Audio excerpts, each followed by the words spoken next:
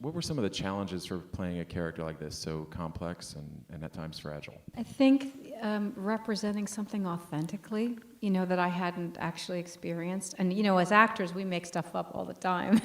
And we can say like, oh, if I were this person, I would do this and I would do that. And I have all this freedom. But in this case, there are certain behaviors that I felt like I really needed to understand. And in my research, I found people were extraordinarily generous in imparting their experiences as people who were dealing with the disease personally as a patient, and people who were dealing with it as caregivers or clinicians or researchers. Everybody was very, very anxious that I have the information, because there's as Marie was saying, there's not a whole lot known about it, that we still don't really, we're still searching for a cure. People don't have a lot of information.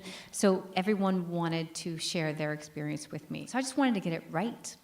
And one of the things that I said to Rich and Wash over and over again, because we would have these kind of Skype calls, we'd go through the script and stuff, is that I didn't want to perform any behavior that I hadn't actually observed.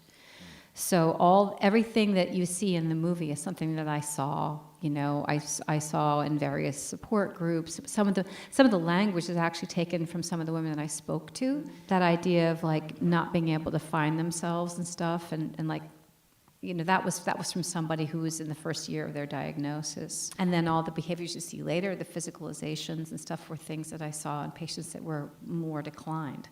So that was the hardest part. And so I tried to represent it in that way.